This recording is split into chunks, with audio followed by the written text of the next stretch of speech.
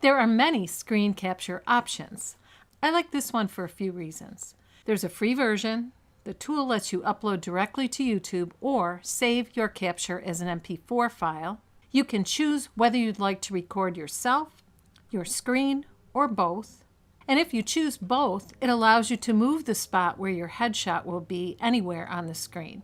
Other programs may do the exact same things, but once I discovered this one, I felt no need to look further. Note that the free version does not record internal audio. It puts a watermark on your video, and it limits you to 15 minutes of capture time. Begin by visiting Screencast-o-matic.com. Click Start Recording. If this is the first time you've ever visited the site, download the free recorder. Decide whether or not you'd like to share your screen, your webcam, or both.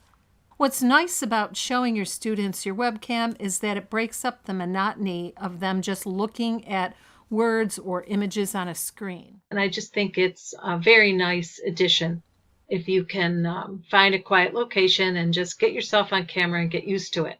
I also wanted to show quickly that when you engage with your mouse and move it around on the screen, perhaps to point something out, you can get a little yellow circle. That's in the free version, so you can call out things on your screen. Once you made your choices about how you want to arrange your screen, select your microphone and begin recording. You can pause, resume, preview, and restart. And when you're done talking, click pause and then click done. At that point, Screencast-o-matic will ask you what you want to do next. Do you want to save your video or trim it? When you select save, you will be asked if you want to publish it to YouTube or save it as an MP4 or publish it to Screencast-o-matic.